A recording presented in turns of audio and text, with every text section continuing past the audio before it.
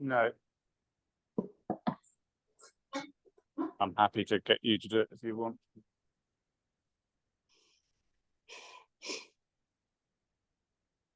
Yes.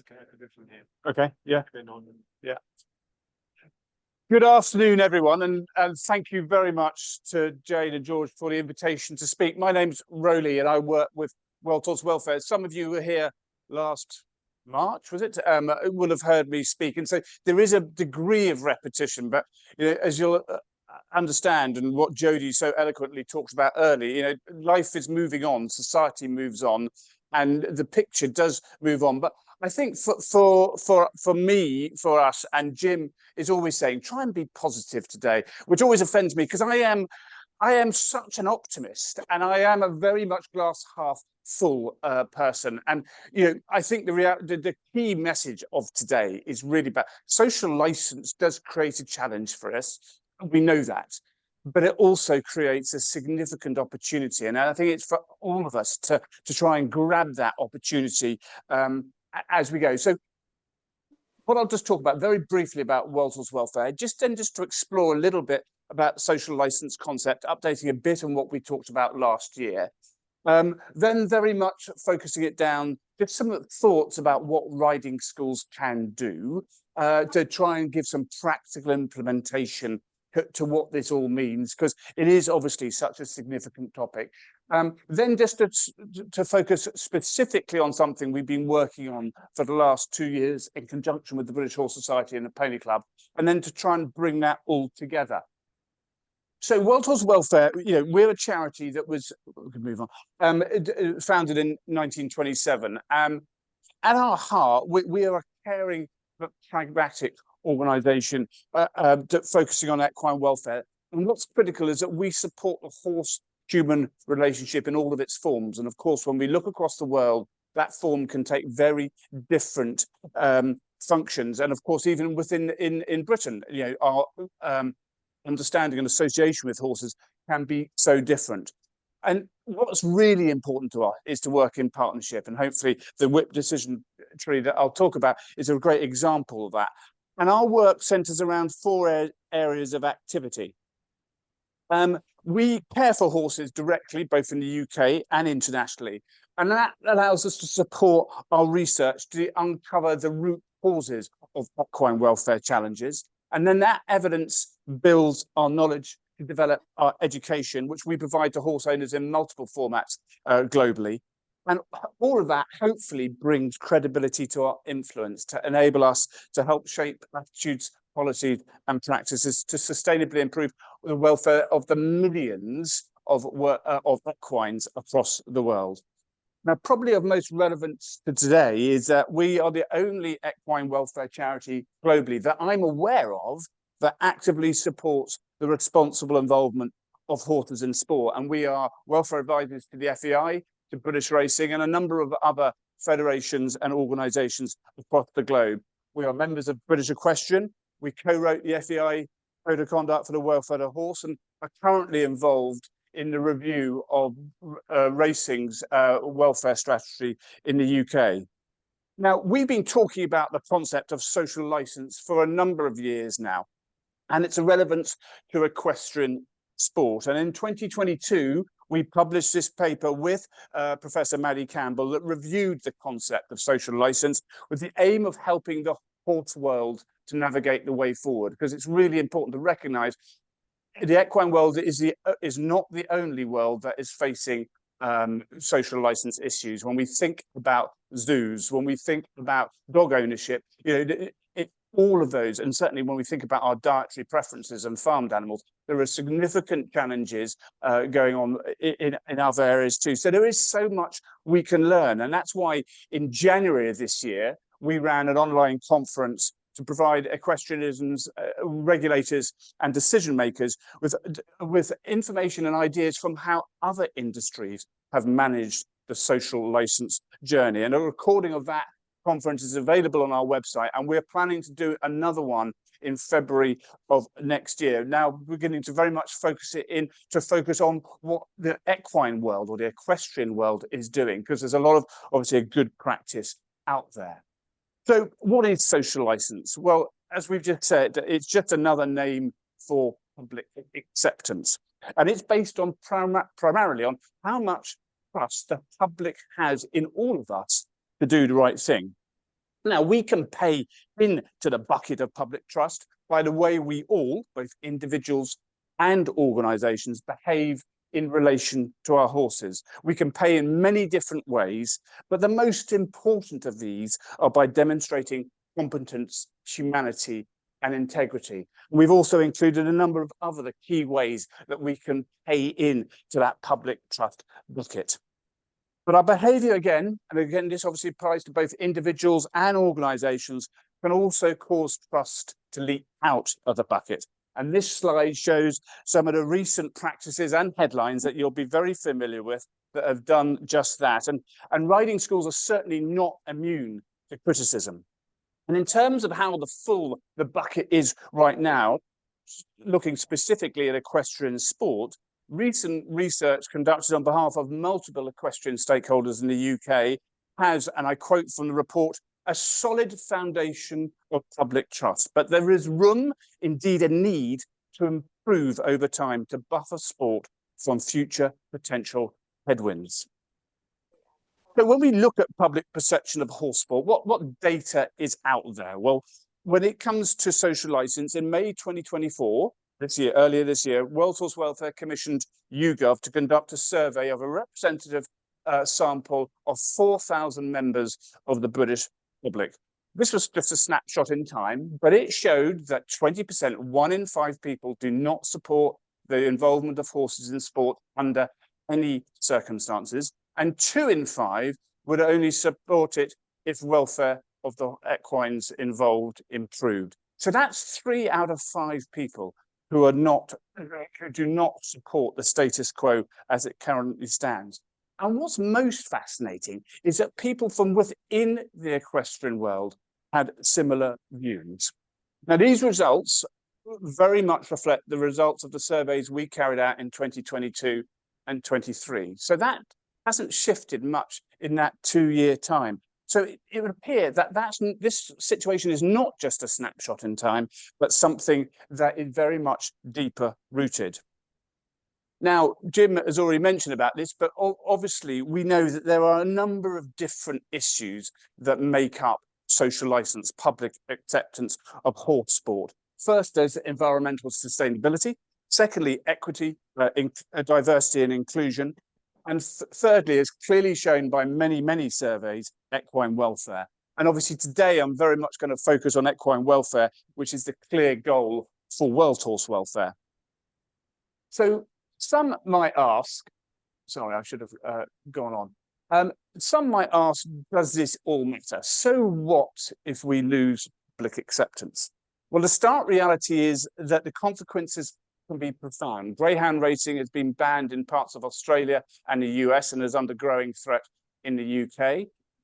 Jumps racing is all but banned in Australia. And after this summer's Olympics, equestrianism is no longer part of modern pentathlon. Now, animal welfare concerns, at least in part, underpin the loss of all of these sports. And once a sport or an industry is lost, it is very rare for it to be resurrected. So I think this does show the magnitude of the threat, and that is real, and it's now. But the key issue is to recognise that all of us, individuals and organisations, control the balance of our sports social licence and therefore public acceptance. Now, much of what I've said, obviously, so far relates to equestrian sport, and we would certainly recognise that the riding school sector is appreciably different from and trusted by the public more than sport. However, many of the issues are relevant, or they might look a little bit different. We also need to recognise that the public is increasingly aware of what good animal welfare looks like. So what follows are areas in which we feel there's a real opportunity to make a positive difference for horses and therefore public acceptance of equestrianism. And of course, that's the real point. We can all make a difference, and we can make a difference for all of equestrianism, not just the riding sector, not just for horse sport, because we know from public surveys, we are all in this together. The public generally does not differentiate between different uses of horses, whether it's dressage, whether it's polo, whether it's racing, it's people using horses in sport. But we also know that any exposure to horses can increase public favourability towards equestrianism in general. So every equestrian sport activity organisation I'm just on a bloody Zoom has a part to play in maintaining our collective social licence. All right. Now, George very much asked me to focus today on practical implementations of social licence for riding schools and provide some examples where riding schools could help future-proof your businesses. So here goes. First, it is to adopt a consistent approach to assessing the welfare of equines in our care to help us guide us on how to do better. And one framework that is widely used in the equestrian world at all levels, from FEI to leisure horse owners, is the 5 domains model for animal welfare. Now, the 5 domains model has 4 physical or functional domains, all of which are assessed in terms of the 5th domain, the horse's mental state. And it's vital to recognise that optimising mental well-being has to be our primary goal. It's all to do with how the animal feels in any situation. The 5 domains model therefore emphasises the importance of positive mental experiences, not just the absence of negative ones. Now, there's a simple introduction to the 5 domains on the World Horse Welfare website and other charity websites too. And the University of New England in Australia has some really excellent online courses about this very issue. Now, before I go on, I just want to look at the other welfare areas. I just wanted to take a moment to consider the ethics. Ethics is about right and wrong. It's about moral judgments, not scientific ones. And it's all about asking, should I do this with a horse, before asking, how can I do it? And not only is it the right thing to do, but it clearly shows demonstrates our values to society. Ethics contrasts with welfare. Welfare describes how a horse feels when they are managed or what you're doing with them. But your ethical dimension and decision dictates whether you should be doing that thing in the first place. And it can be really difficult to sort through the ethics of any issue. But with support from World Horse Welfare, Professor Madeline Campbell and her team at the RVC are developing a framework for the use of horses in sport that will be able to use from later next year, from grassroots to elite level. So returning to the welfare issues, the second practical implementation is recognising behaviours associated with musculoskeletal pain. And this is a big problem in all sectors, from top to bottom. We also need to recognise when a horse is tired. How much is too much for a riding school equine? Can you recognise when a horse is working, which is too tired? And what are you going to do on any given day, and what's your backup plan if that is the case? So how can we learn to recognise the signs of physical and emotional stress? Well, it's all about horsemanship. It's all about listening to what our horses are trying to tell us through their behaviour, especially changes in their behaviour. So we can think about stereotypies. We can think around aggression. We can use the equine pain face, sometimes known as the grimace scale, which is actually now a validated way of actually assessing whether a horse is in pain. And also, Dr. Sue Dyson has developed a ridden horse pain ethogram, and that's for development of 24 characters. And if a horse is expressing 8 of those characteristics, then it is likely to have musculoskeletal pain at some stage. Now, all the horses you can see at the bottom of this slide are showing signs of behavioural or facial expressions which would indicate musculoskeletal pain. And the reality is we see this all the time.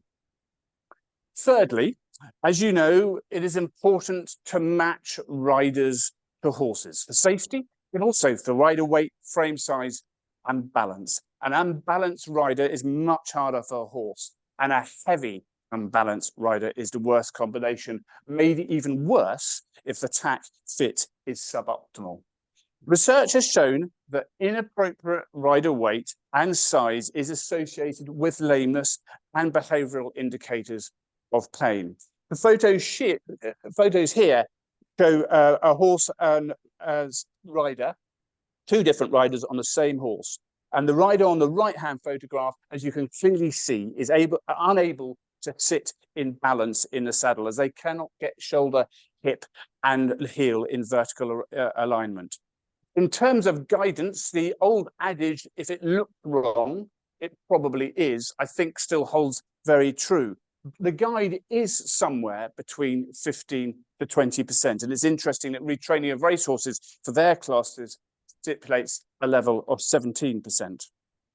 Fourthly, we know it is immensely important for our horses and therefore public acceptance of equestrianism for them to be treated as horses. And when we think about their evolutionary life, we have domesticated them fairly late in the day. So they're still hardwired to need the 3 Fs to the fullest extent possible, which means freedom, being turned out for a good part of the day, preferably 24/7, forage with constant or near constant access to a good quality forage, and friends, the direct company of other horses.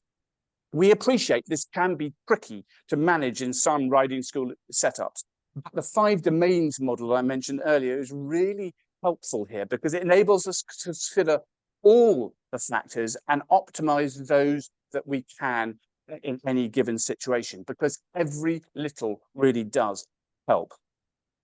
Fifth, it can be really beneficial for both horses and riders to vary the work we are asking of our horses, including what they do and where they do it. This is beneficial mentally for both horse and rider, and varying the work, and of course working on different surfaces, cross-training, can also reduce a horse's risk of injury.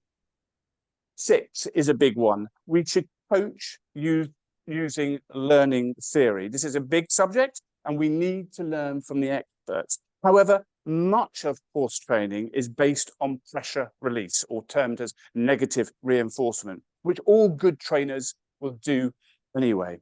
It is important to teach riders not to nag constantly with their legs, and the importance of immediate release of pressure to reward the horse if it is to learn to know what we're asking them to do. And we also need to teach riders not to over or underestimate a horse's mental abilities or unfairly ascribe human emotions and motivations to equine behavior. A failure to understand how ponies learn and a failure to teach using learning theory can lead to confused riders and ponies. For example, as you can see on this slide, the simultaneous use of the leg and the rein aids leads to the pony hearing stop and go at the same time, a recipe for confusion. Or if the rider doesn't remove aids when their mount does what they're asking them to do, or removes them too late after they've been asked, then the pony has little chance of learning what is being asked to do. And we know that riding and handling horses involves risk, and the risk of injury is likely to increase if the training is ineffective, inconsistent, or confusing, which leads the horse to become anxious as a result of the rider's behavior, which itself can trigger the flight response with often disastrous consequences. So finally, and obviously in the light of this year's headline news, I wanted to mention a tool we have been developing, as I mentioned earlier, with the BHS and the Pony Club that will go live pretty soon, relating to the ethical and effective use of the whip.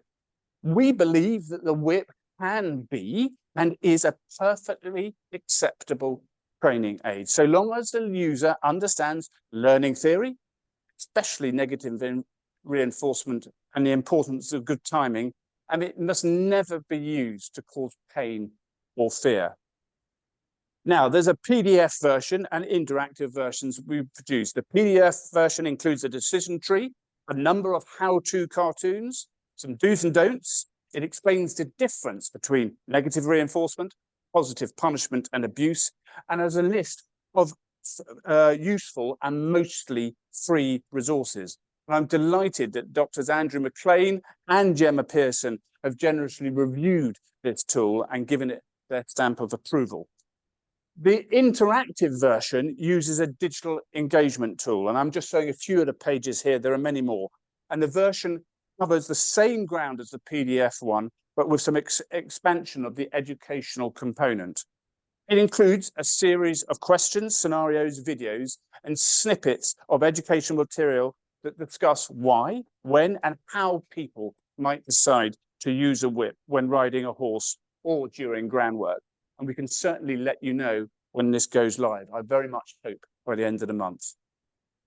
So in trying to bring this all together, we have to recognise that the future of equestrianism is under real threat. But we could not regard this purely as a threat, but also as an opportunity to up our game, as well as better telling all the good practice and all the good stories that we know already exist in the equine world. We can and should make this an opportunity by prioritising equine welfare and being seen to do so, because we know that is the public's main concern. Riding schools are a place where the public can interact directly with horses. Okay, do you want me to come down? Well, their perception of how happy horses are, whether horses are relevant to their own lives and indeed to society, and the true value, as Mandana has talked about, of the whole human relationship to both horses and humans.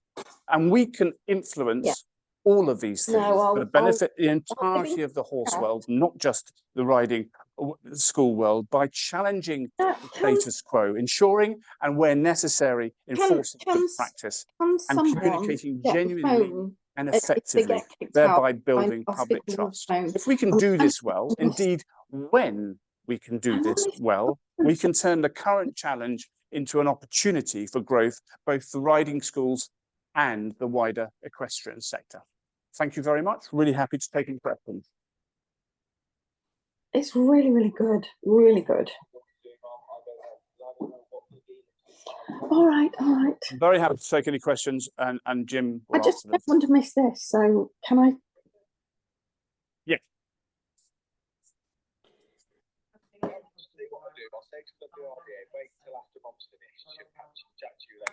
One of the things that is missing is there's no obvious route for people who have been taught the old way, and the new stuff. It's not that new, the stuff we're talking about now. I feel like there needs to be more of a route to get people to say, in this situation, you might have done X, but what you need to do is Y.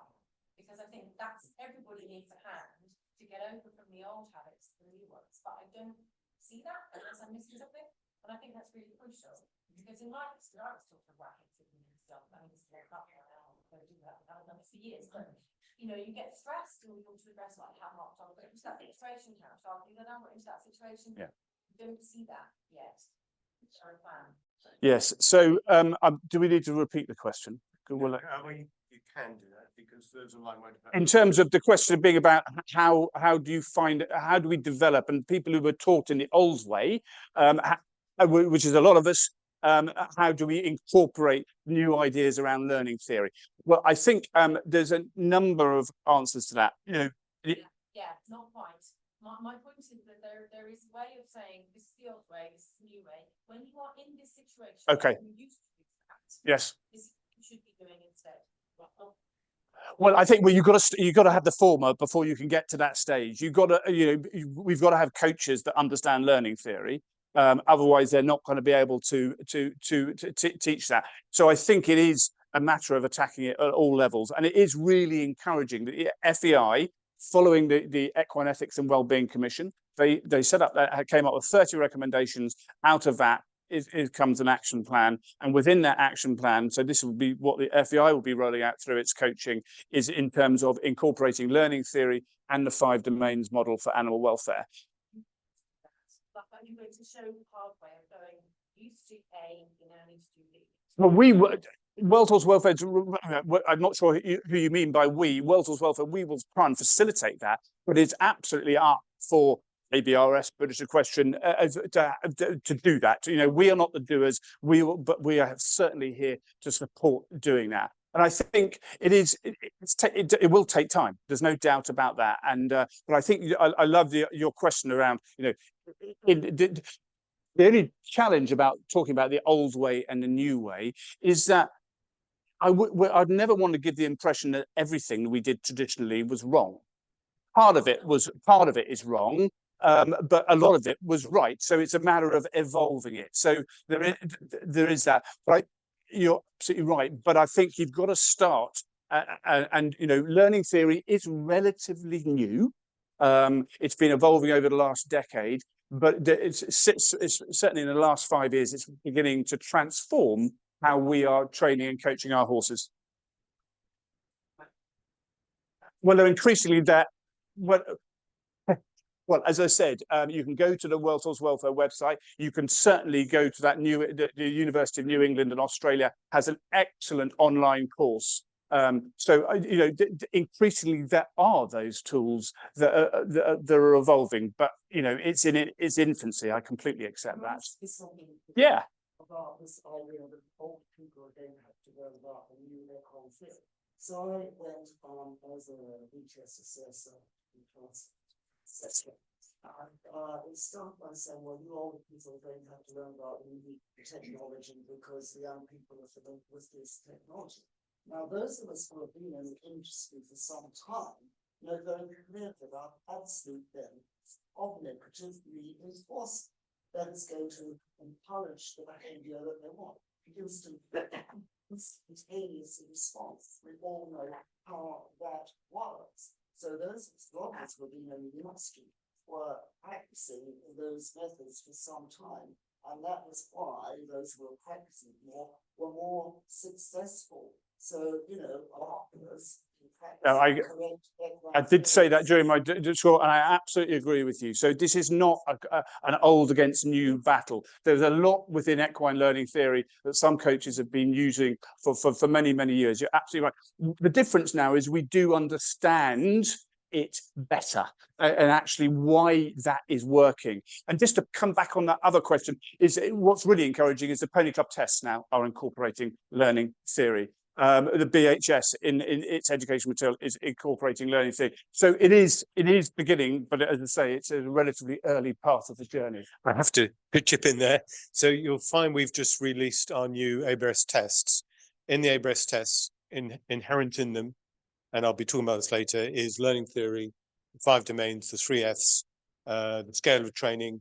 So, for example, in test 1, in the ABRS test 1, we start off by insisting that rhythm is an important part of the very first bit about learning to walk.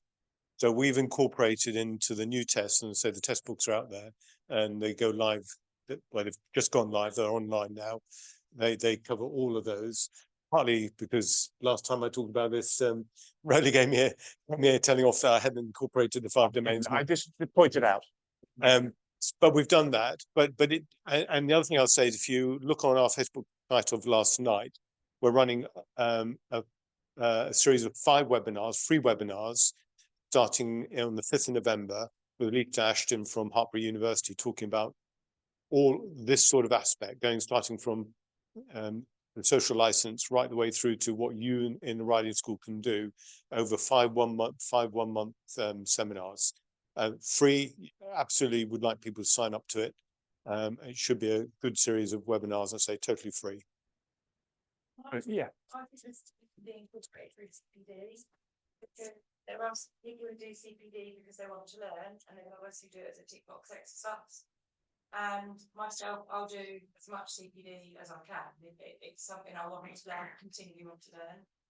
But I think if this is a huge topic that actually anybody who is coaching at any level should be involved in, and there are whoever above, that this Yeah. should, in my opinion, be compulsory CPD that every single coach should be doing regularly, Yeah. not just kind of sit there on a Zoom without their video and no interaction. They should be involved in these conversations and doing it, because they're the ones who are going to impact the social license. I couldn't agree with you more. And obviously, some of the headlines that we've had this year is people have been caught who are training who have no coaching qualifications whatsoever. And I think that is also something that I know British Question and others will be doing something about. There was a question about.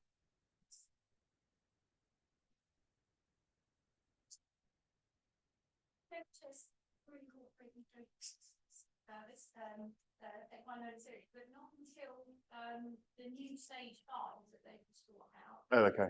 These things are in writing centres on the front line grassroots and people training apprentices and staff are stage 5s and stage 4. Minuscule, yeah. Yeah. Thing, and I probably will tell them that it should be a part of stage 2 teaching. It should Yeah. be your first qualifications, because far more people take stage 2 coaching perception and become coaches to that entry level. So never be stage 5. And if you're thinking about changing, the perception of the industry now, that is the part of doing it, rather than waiting for people that take the new stage 5 for that to filter down into centres. Well, that sounds like well. Please do take it up, and I'll certainly speak to the BHS as well. Encouragingly, the Pony Club have introduced it at a much, like, in terms of our next generation of riders. That is at a, I think it's a C. It might even be D. Is it? So yeah, so D plus. So it's much. And it's a more basic level, but it's a really good point. Any other? Yes. We agree with that's where around. We've just started working with Immersive Lisa as a consultant out of our own pocket, so that we can bring in that compulsory CPD to all our team. That's our decision as our centre that we want to add to what you don't know what you don't know until you don't. And if there's nobody from the top of facilities like ABRS, BHS sharing stuff, I think a lot of research is targeted at academics or, high level of FBI and things like that. Nobody is talking to people on the ground, which are talking to people that control the social licensing and public acceptance. Mums and dads sitting at the side of riding schools. Yeah. No idea about what's happening. Then you see a child with a whip, or that pony stopped and that pony's nothing. They're dictating the wider conversation, having not, John from the pub who watched a bit of horse racing. Yeah. It's people on the ground we interact with, but nobody's teaching us on the ground. Nobody's acknowledging us really in terms of this wider conversation. It's all what's happening at the top. Yeah, well, I mean, obviously, it's as I've tried to say today, it's the whole. I mean, obviously, the tops gets viewed most, but on a sort of global scale. But no, absolutely, it's at the it's relevant to the grassroots, and it's probably far more relevant to the grassroots. With the base, the triangle. Far more the horses are at the grassroots level. You're absolutely right. I think it's an examples of good practice ground too. When my bikes were around, I'll not watch ITV racing on the Sunday afternoon. And I think they've been very good in explaining about the quick rules for the jockeys and educating the public about that. Obviously, they have a very good audience there to do that. But organizations like the ABRS, etc., we have that audience also on our websites, etc. Maybe less wide, but certainly that is the way forward, I think. No, absolutely. I couldn't agree more. Yes. Studies that say the population is getting heavier and riders are getting heavier. And as a riding school that has struggled with telling people why that they're not able to come ride with us anymore, and just the social impact that had, and especially when they're also trying to get on the other hand, encourage people to get involved in horses for community well-being and that side. What steps are being taken to help educate the general riding school? That's not a question I can answer for you, but I'm sure ABRS will be able to. But I think the key point I would say that I realise this is sensitive issue, and I absolutely recognise. But if we are to say that we put the horse at the centre and it's our number one priority, we've got to protect our horses. Say what should be economic, but when you talk to different member bodies that will come up with different. Well, as I said, the science, unfortunately, is not clear cut. But as I've clearly said today, it is between 15 and 20%. ROR does 17%. So it's very difficult to say this is right and that is wrong, because there's obviously a case by case scenario. But in terms of a guide, I would encourage you to instill that that is your parameters. I did a bit of research, and Rowley and probably Ben would have a different may have a comment, but when I looked, I couldn't find any significant research other than something on endurance that gave any indication about what really it looked to me from my analysis of the research. When you hit 20%, then you started having real problems. That was the evidence I saw from research. So it's not right. Yeah, but there is a decent research project. It only involved 4 horses that Sue Dyson did, and that is, to be honest, is pretty much the best we've got at the moment. And that came to, as it said, anything above 20% was an issue, and that of course includes the tack. So you need to take another 10 kilograms off. It also includes any excess weight that the horse is carrying, because if you've got an obese animal, you'd have to take off what the rider. So it's quite a challenge. But of course, we knew that a light rider can still be a heavy person and be far less damaging than a heavy rider who rides very lightly. I think we thank you very much to Rowley. Thank you. Thank you.